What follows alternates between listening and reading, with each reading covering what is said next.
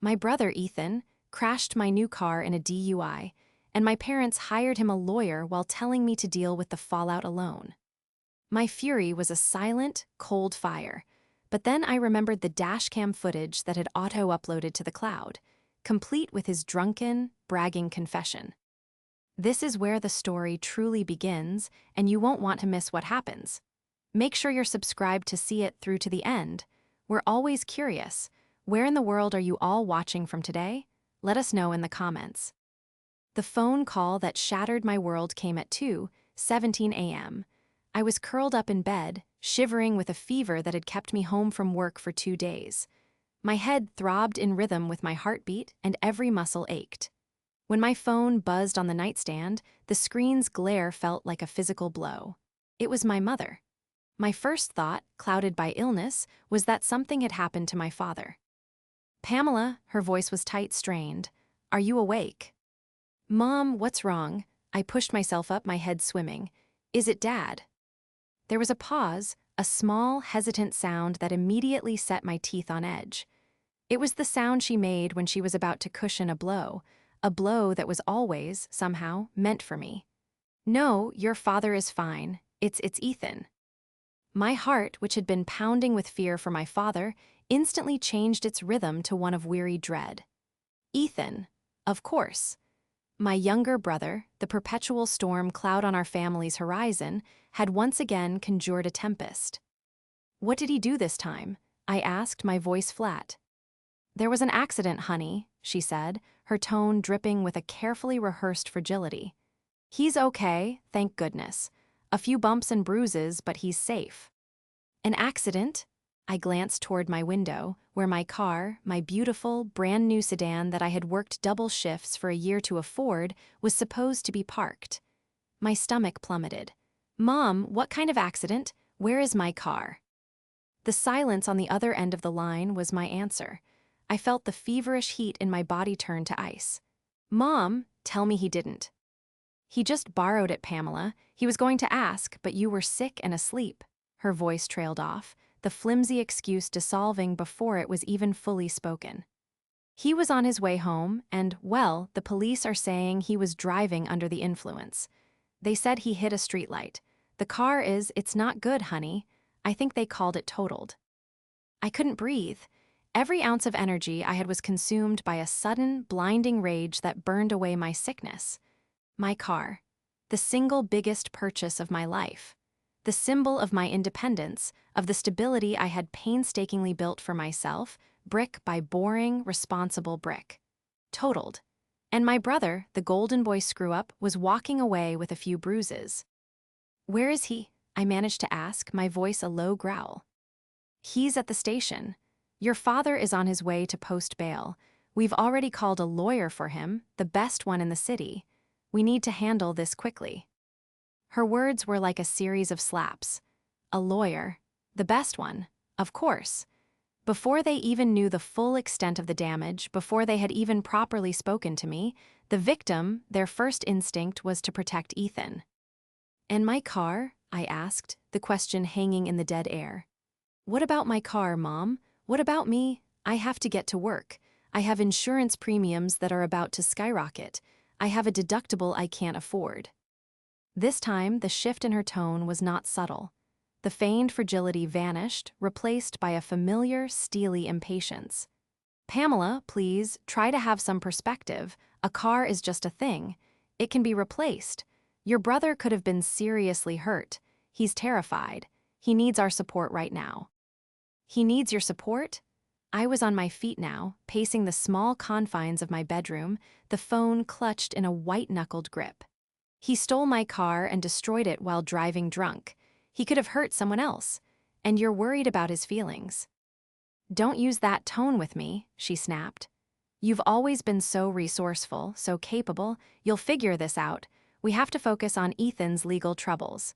This could ruin his future." I stopped pacing, the sheer audacity of her statement sucking the air from my lungs. I, the responsible one, was being told to handle it myself. My problem, my financial ruin, my stress. It was all just an inconvenient footnote in the grand drama of St. Ethan's latest mistake. They weren't just choosing him over me, they were asking me to carry the consequences of that choice. I see, I said, my voice dangerously quiet. I see exactly where I stand. I ended the call before she could offer another hollow platitude. I sank onto my bed, the fever forgotten, the aches and pains a distant hum. All I could feel was the profound, soul-crushing weight of their betrayal. It was a cold, hard Serta. NTY that settled deep in my bones. The destruction of my car was just the symptom. The disease was the unshakable truth that in my family's eyes, I was utterly, completely disposable. The betrayal was worse than the crash itself. The next morning, my fever had broken, but it was replaced by a chilling clarity. The adrenaline from the initial shock had worn off, leaving behind the dull, heavy ache of reality. My living room window looked out onto the empty parking space where my car should have been. It was like a missing tooth in an otherwise familiar smile, a constant, jarring reminder of the violation. My insurance company had already been in touch, a curt, impersonal call informing me of the process ahead. Statements, police reports, and the dreaded discussion about fault and premium hikes. My phone rang again around 10 o'clock. It was my father. I expected an apology or at least a semblance of concern for my situation. I should have known better. "Pamela," he began, his voice brusque, all business. "Your mother told me you spoke last night. I need you to be cooperative." I gripped the phone, my knuckles white. "Cooperative? Dad, Ethan stole my car and wrecked it. What is there to cooperate with?" "We're trying to manage this, but you're not making it easy," he said, a note of accusation in his voice. "Ethan's lawyer, a very expensive man, I might add, thinks we can build a case around a possible mechanical failure. A brake malfunction, perhaps." I was speechless. The lie was so blatant, so utterly insulting to my intelligence. A mechanical failure? Dad, the car was less than 6 months old. It was in perfect condition. The police report says he was intoxicated. That's not a mechanical failure, it's a criminal act. "The report can be challenged. That's what lawyers are for," he retorted. "We just need you to be uncertain. If the insurance investigator asks, you can mention that you thought you felt something soft in the brakes last week. Just plant a seed of doubt. It's for the good of the family." For the good of the family. The phrase echoed in my mind, hollow and bitter. My family was a closed circle consisting of 3 people: Mom, Dad, and Ethan. I was an outsider, a resource to be used and discarded, now being asked to commit insurance fraud to protect the person who had wronged me. "No," I said, the word like a stone in my mouth. "I will not lie for him. I will not put my own career and integrity on the line. I work in insurance, Dad. I know exactly what you're asking me to do, and the answer is no." A heavy, frustrated sigh came through the phone. "Pamela, why must you always be so difficult, so dramatic? Your brother is falling apart. He feels terrible about this. Can't you show a little compassion?" The word compassion lit a fuse inside me. My compassion had been a resource they'd mined for years. Compassion when Ethan dropped out of college, leaving them with tuition debt. Compassion when he maxed out their credit cards on his influencer lifestyle. Compassion every single time he messed up and I was expected to be the stable, understanding, no-needs daughter who never caused a problem. "My compassion ran out at 2 o'clock this morning, Dad," I said, my voice trembling with suppressed rage. "When you paid for his lawyer before you even asked if I was okay." "We're done here," he said coldly. "I expect you to think about what's really important. Family is forever. A car is just a car." He hung up. I stood in the middle of my silent apartment, the dial tone buzzing in my ear. They were going to try to paint me as the villain, the unfeeling sister who wouldn't help her poor, tormented brother. They would twist the narrative until his crime became a tragic accident and my refusal to lie became a heartless betrayal. They had the money, the expensive lawyer, and the complete lack of shame required to pull it off. They had everything aligned to protect their golden boy. But they had forgotten one crucial thing. The thought surfaced slowly, cutting through the fog of my anger and grief. It was a small detail, a feature I'd paid extra for when I bought the car, something I'd set up and then promptly forgotten about. The dashcam, a high-end model with a collision sensor and an automatic cloud upload feature. In the chaos of the crash, the aftermath, and the emotional wreckage, I hadn't given it a single thought. My heart began to hammer against my ribs, a new, fierce energy surging through me. They were all so busy crafting their story, so confident in their ability to control the narrative. They had the lawyer, the money, the parental authority. They had it all. But they had forgotten one crucial thing.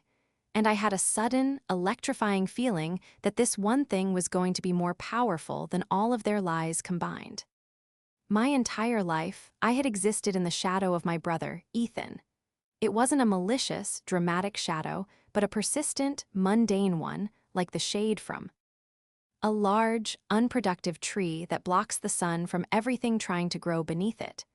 From the moment he was born, 3 years after me, he became the sun in our family's solar system, and my parents, the planets, began to revolve exclusively around him.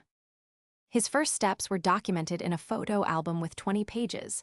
Mine were a single, blurry snapshot. His C-grade report cards were met with praise for his creative spirit, while my straight A's were met with a perfunctory, "That's nice, dear." I was the responsible one, the easy one, the child who never demanded too much attention. I learned early on that my role was to be self-sufficient so that my parents could dedicate their emotional and financial resources to managing Ethan.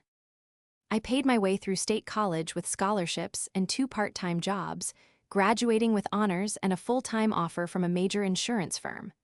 I was proud of what I had built, proud of my small apartment, my sensible savings plan, and the independence I had fought so hard for. My parents called it being resourceful. I knew it was simply the result of them never offering a safety net. Ethan, on the other hand, was a master of falling and having others cushion the blow.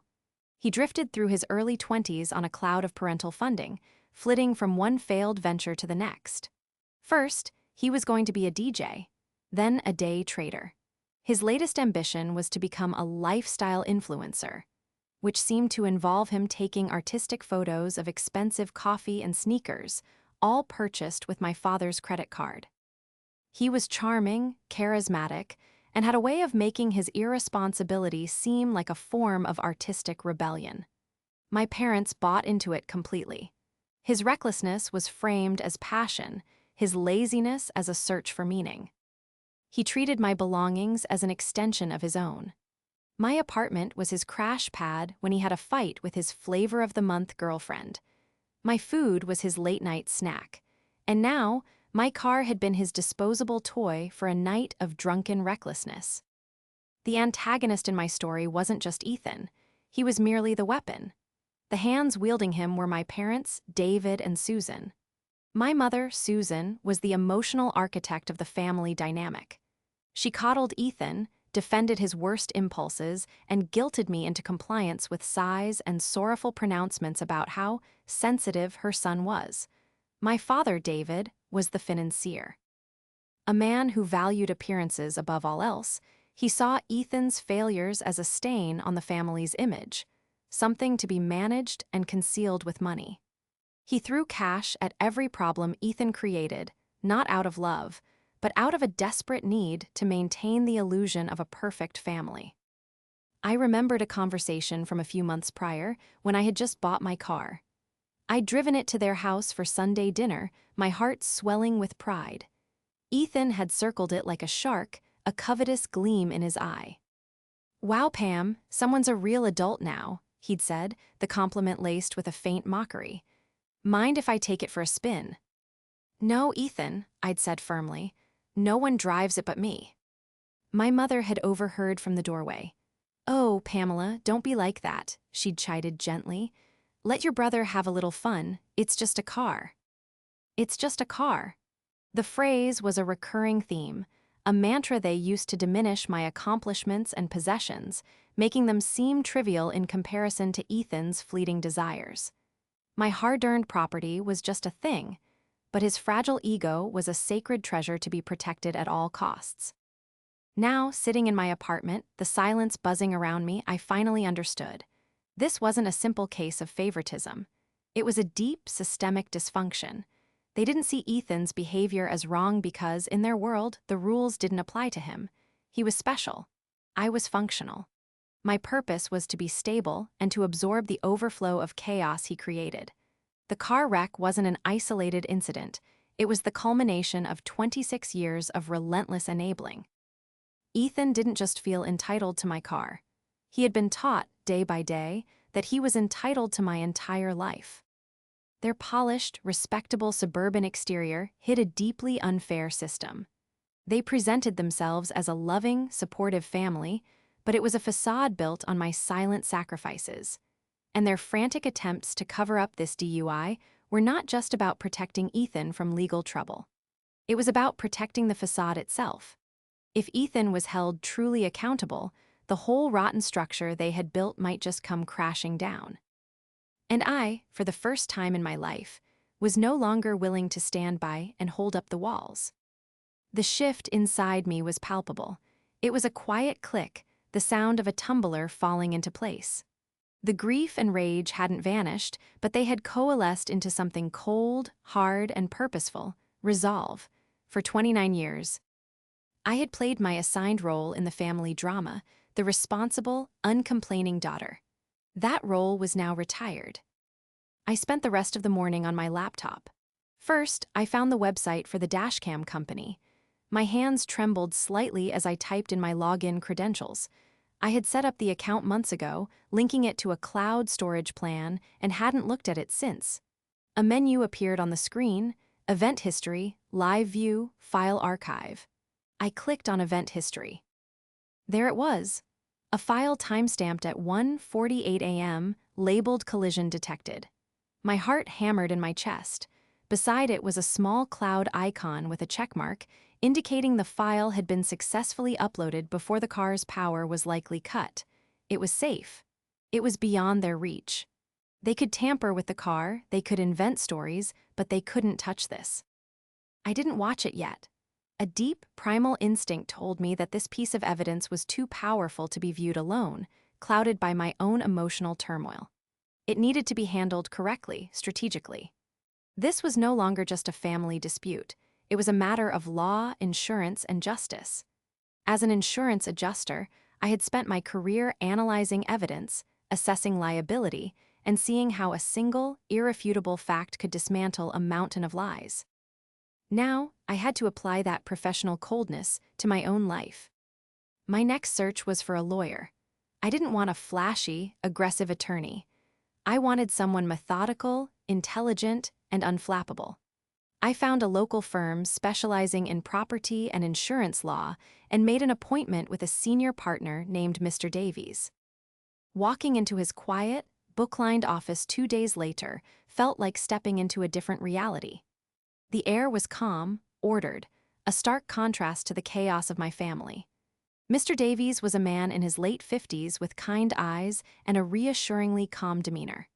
He listened without interruption as I laid out the entire story, from the 2:00 a.m. phone call to my father's request that I commit fraud. I spoke with the dispassionate clarity of an adjuster presenting a case file, pushing my own pain down. When I finished, he steepled his fingers and looked at me thoughtfully. "This is a deeply unfortunate situation, Pamela. Family dynamics often complicate legal matters in the most painful ways." "They want to claim mechanical failure," I said. "They have a high-powered attorney on retainer for my brother. I'm worried they'll try to bury me in legal fees or drag my name through the mud." "They might try," Mr. Davies said with a calm smile. "But they are building their house on a foundation of sand. You, on the other hand, have something built on rock. Tell me about this dashcam footage." This was the moment. It's a dual-camera system. It records the road ahead and the cabin. It has a G-sensor that automatically locks and uploads the file when it detects an impact. I haven't watched it yet. I wanted to do it with legal counsel. His eyebrows shot up.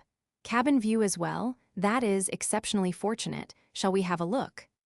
He swiveled his large monitor toward me, and I logged into the cloud account. I clicked on the file, and the video player opened. My breath caught in my throat. The video began in darkness, the only light coming from the dashboard. Then, the driver's side door opened, and my brother Ethan slid into the seat. He was laughing, his face illuminated by his phone. A second figure, a friend of his I vaguely recognized, got into the passenger seat. "Dude, are you sure about this?" the friend asked, his voice nervous. "Pam's gonna lose her mind." Ethan let out a loud, confident laugh. The sound grated on my nerves. "Relax, what she doesn't know won't hurt her. Besides, she owes me. Always so perfect, so boring. It's time her car had a little fun." He fumbled with the push-to-start button, the engine humming to life. Then came the words that made the blood freeze in my veins. "You're wasted, man," the friend said. "You've had like 6 shots." Ethan waved a dismissive hand, his eyes glassy even in the dim light. "I'm a great driver. Drunk, sober, doesn't matter. It's a gift." He cranked up the music, the bass thumping violently. The next 15 minutes of footage were a chaotic blur of swerving, laughing, and reckless speeding through quiet suburban streets. Then came the final moments. The sudden, panicked shout from his friend, the sharp, sickening turn of the wheel, and the horrifying crunch of metal against concrete. The screen went black after the impact, but the audio continued for another 30 seconds. A string of curses from Ethan, his friend whimpering, "We have to call someone." And Ethan's final, damning words before the recording ended. "No one calls anyone. We say the brakes failed. You got it. The brakes failed." The video ended. Silence filled the office, thick and heavy.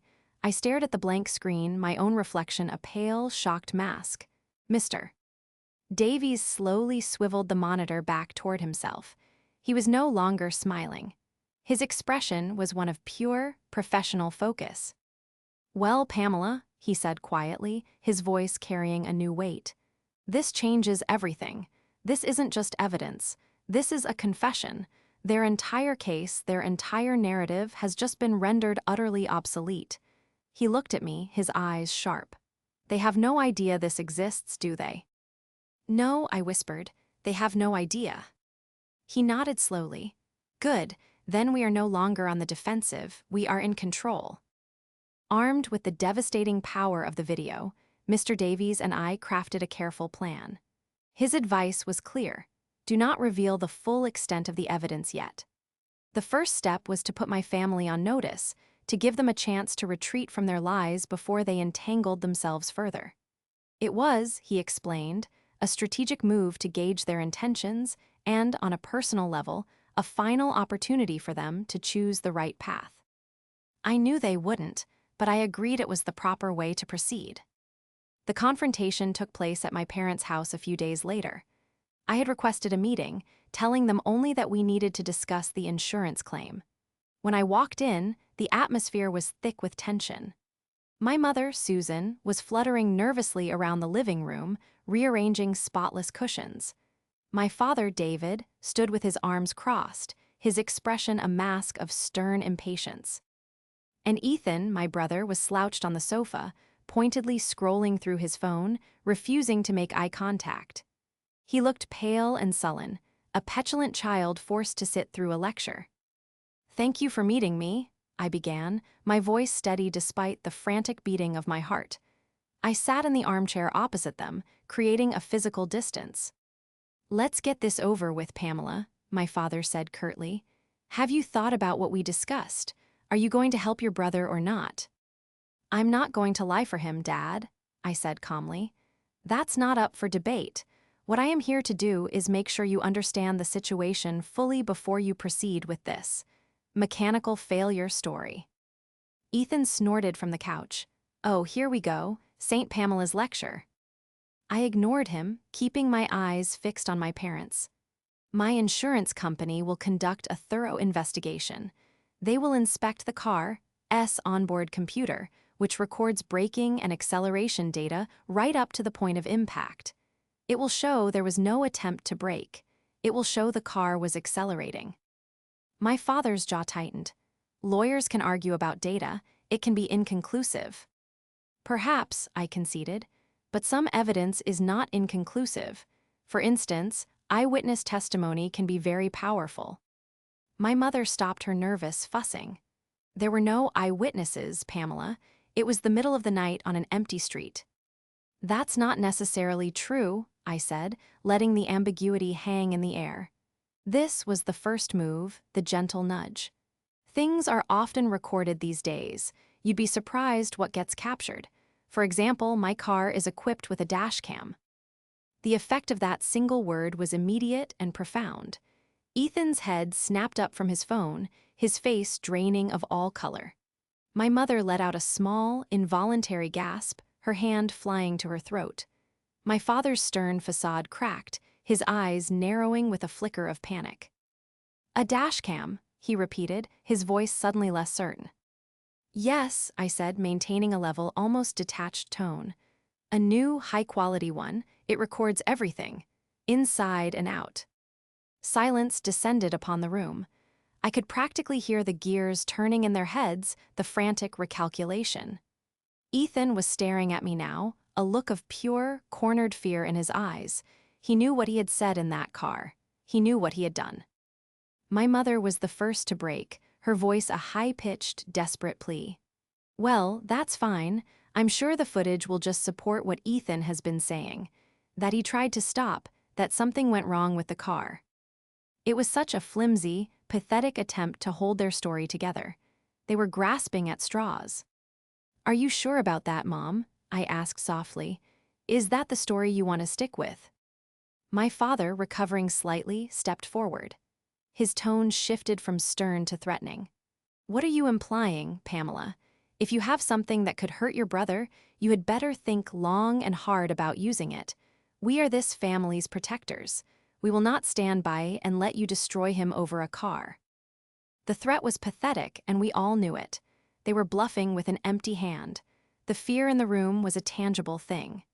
Ethan's lawyer had likely told them that a DUI conviction could come with serious consequences: jail time, a criminal record, a suspended license. Their entire strategy was built on a lie, and I had just informed them that a recording of the truth existed. "I am not the one who is hurting him," I said, standing up. My point had been made. "He did this to himself, and you are not protecting him, you are enabling him. I'm giving you one chance to fix this. Drop the ridiculous story about the brakes. Ethan needs to take full responsibility. You need to pay for my car and all the associated costs. Do that, and we can contain this." Ethan shot up from the couch, his fear curdling into indignant rage. "You can't do this. You're trying to blackmail me, after everything we've been through." "Everything we've been through?" I repeated, my voice dangerously low. "You wrecked my car, and they're paying for your lawyer. I have nothing. Don't you dare talk to me about what we've been through." My father stepped between us. "That's enough. You've made your point, Pamela. Now leave. We need to discuss this as a family." As a family? The words were a final, bitter twist of the knife. I walked out of the house, not waiting for a reply. I didn't look back. The first confrontation was over. I had revealed a key piece of information, and their reaction, panic, poorly executed threats, and obvious lies had confirmed everything. They were not going to back down. They were going to double down, and in doing so, they were walking right into the trap I had set. My family's response was exactly what Mr. Davies had predicted. They escalated.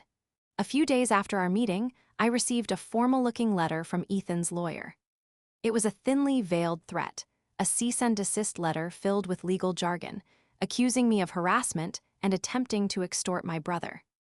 It warned me that any unverified or defamatory material, such as a tampered dashcam video, would be met with the full force of a countersuit for slander. It was a classic bully tactic, designed to intimidate me into silence. They were betting that I would be too scared of a legal battle with a high-priced law firm to fight back. They were betting wrong. I forwarded the letter to Mr. Davies, who responded with a simple, two-word email. Let them.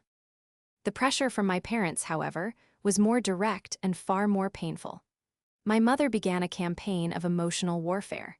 She left long, tearful voicemails about how I was tearing the family apart, how Ethan wasn't eating or sleeping, and how my vendetta was causing my father's health to decline.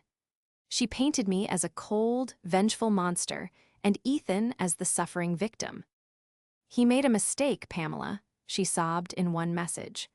"A terrible mistake, but he's your brother. Is a piece of metal and plastic really worth more than your own flesh and blood?" Her words hurt, but they no longer held any power over me. I saw them for what they were, manipulative levers she had pulled my entire life to get me to comply. This time, I refused to be moved. While they were busy with their threats and theatrics, Mr. Davies and I were methodically building our case. We had the full, unedited video file, professionally certified by a digital forensics expert, to create a chain of custody, making it legally unassailable. Mr. Davies also filed a formal request with the police department for all reports and notes related to the accident, including the officer's initial observations of Ethan at the scene. The most damning piece of information came from a source I never expected. The friend who had been in the car with Ethan, a young man named Kevin, was apparently consumed by guilt. His parents, horrified that their son was being implicated in a potential DUI cover-up, hired their own lawyer. That lawyer promptly contacted Mr. Davies. Kevin was willing to give a full, sworn statement about the events of that night in exchange for immunity from any potential charges. His statement corroborated every second of the dashcam footage. He detailed the bar they were at, how much Ethan had to drink, and how Ethan had bragged about taking my car. Most importantly, he confirmed that Ethan had explicitly coached him to lie to the police about the brakes failing immediately after the crash. This was the irrefutable proof Mr. Davies had been waiting for. The video was powerful, but combined with a sworn witness statement, it was a legal checkmate. Ethan's lawyer could try to discredit a video, but discrediting a witness who was confessing to his own involvement was a much taller order. Mr. Davies arranged a second meeting. This time, it wasn't a family chat in a tense living room. It was a formal conference at his office. My parents and Ethan arrived with their lawyer, a slick, overconfident man who radiated smugness. They walked in as if they were in command of the situation. "Mr. Davies," their lawyer began, sitting down without being invited. "Let us be clear. My client will not be intimidated. Your client's vague threats about a dashcam are borderline extortion. We are prepared to file a complaint against her." Mr. Davies smiled calmly. "There's nothing vague about it." He gestured to the large screen on his office wall. "And I assure you, it's not a threat, it's a preview." He clicked a mouse and the video began to play. Not the whole thing, just a carefully selected 30-second clip. Ethan's face, glassy-eyed and arrogant, laughing as he said, "I'm a great driver. Drunk, sober, doesn't matter, it's a gift." Followed by the audio after the crash, "No one calls anyone. We say the brakes failed. You got it, the brakes failed." The smug look on the lawyer's face evaporated. My father went rigid in his chair, his face turning a blotchy red. My mother made a small, strangled noise. Ethan looked like he had been punched in the stomach. He stared at the screen, then at me, his expression a mixture of hatred and utter panic. "This changes nothing," his lawyer stammered, scrambling to regain his composure. "The video could be edited. It's inadmissible." "It has been fully authenticated by a forensics expert," Mr. Davies replied smoothly, sliding a folder across the table. "And even if you could convince a judge to throw it out, you'd still have to contend with this." He slid a second folder over. "That is the sworn affidavit of Kevin Prescott, the passenger in the vehicle, confirming every detail, including your client's instructions to lie to law enforcement. He is prepared to testify in court." The room fell completely silent. The trap had been sprung. My family had walked into it with an arrogance born of a lifetime of privilege and zero consequences. Now, confronted with the inescapable truth, they had nowhere to run. Ethan's lawyer opened the folder, read the first page of Kevin's statement, and slowly closed it. He looked at my brother, then at my parents, and his professional mask crumbled into an expression of pure exasperation. "We need to talk," he said to them, his voice low and tight. "Now." The spell was broken. The web of lies they had so confidently woven had been torn to shreds by the simple, undeniable weight of the truth. the final showdown didn't happen in a courtroom. It took place a week later, back in the sterile conference room of Mr. Davies' office. The atmosphere was funereal. Ethan's bravado was gone, replaced by a sullen, hollowed-out demeanor. My parents looked older, diminished, the fight completely gone from their eyes. Their lawyer, stripped of his earlier arrogance, was now all grim professionalism. This wasn't a negotiation, it was a surrender. Mr. Davies sat at the head of the table, the picture of calm authority. I sat to his right, a silent observer. I had done my part. The evidence had spoken for me, and now the consequences would follow. My client, Ethan, is prepared to accept a plea agreement with the district attorney's office, his lawyer began, his voice flat. He will plead guilty to driving under the influence. In return for his plea, the additional charge of leaving the scene of an accident will be dropped. My father flinched at the bluntness of the words. My mother was openly weeping into a tissue. Furthermore, the lawyer continued, looking directly at me, in the civil matter, the family is prepared to make you whole. They will issue a cashier's check for the full replacement value of your vehicle, as determined by your insurance company's assessment. They will also cover your deductible, any rental car expenses you incurred, and a written guarantee to cover any and all increases to your insurance premium for the next 5 years. Finally, they will pay Mr. Davies' legal fees in full. It was everything I had asked for, a complete and total capitulation. But Mr. Davies wasn't finished.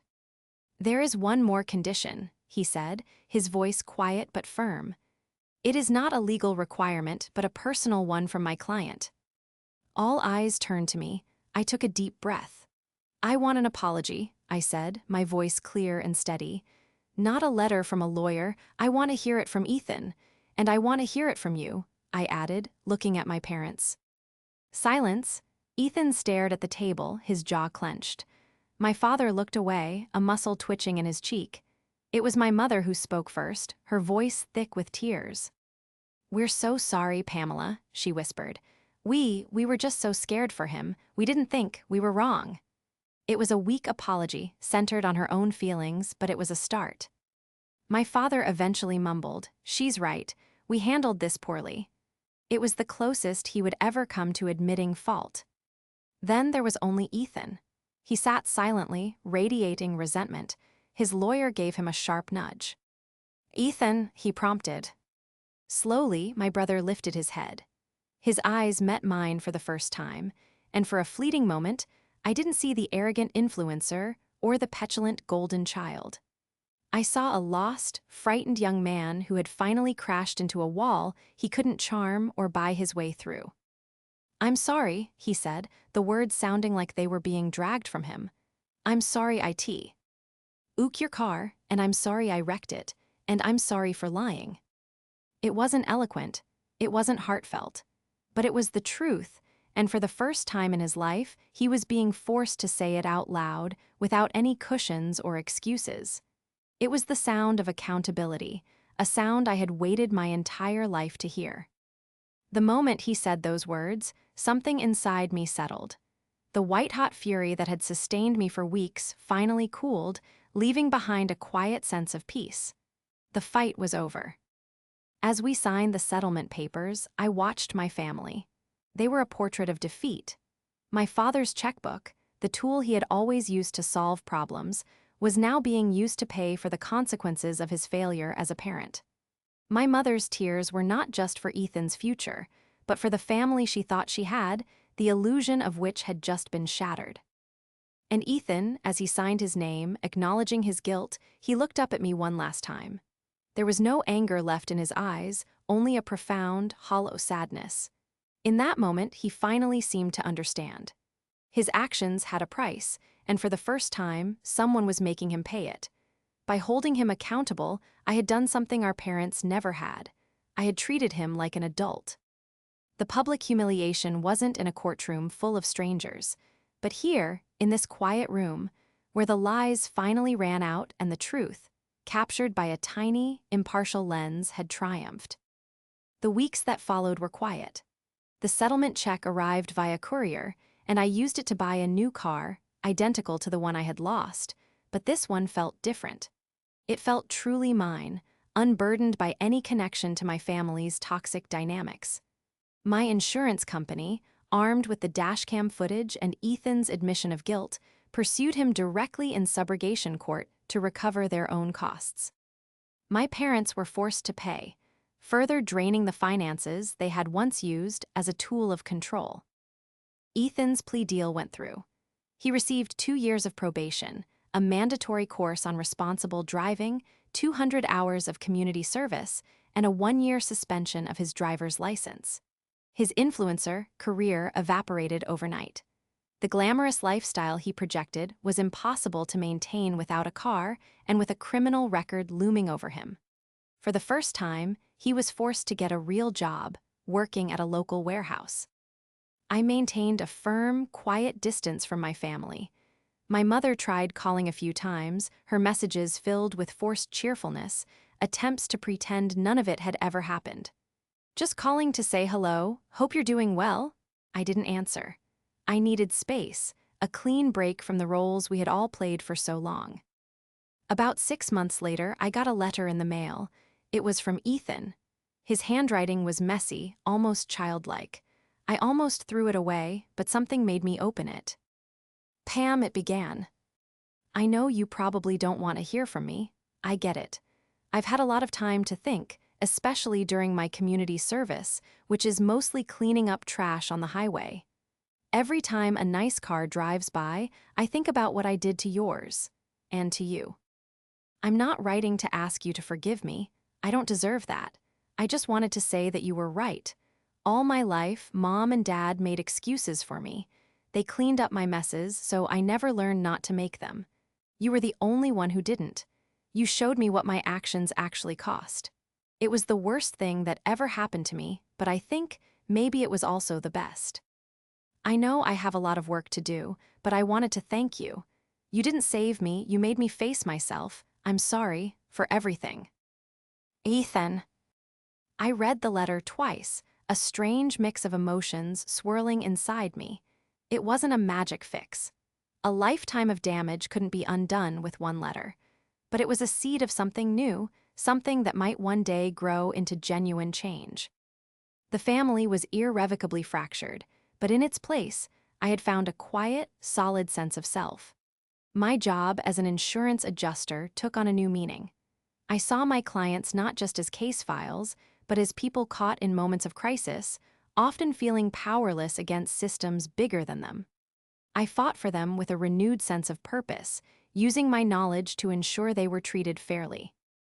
My relationship with my parents remains distant, defined by a new boundary they know they cannot cross. The power dynamic has shifted forever. They no longer see me as the disposable, resourceful daughter, but as the one person who held them accountable when no one else would. Sometimes, when I get into my car, I glance at the small, discreet dashcam mounted behind my rearview mirror. It's a silent guardian, a recorder of truth. It reminds me that evidence and integrity are powerful weapons against lies and manipulation. My brother's drunken confession didn't just win me a legal case, it set me free. It got me the vindication I needed to finally close a painful chapter of my life and drive forward, on my own terms, into a future I had built for myself.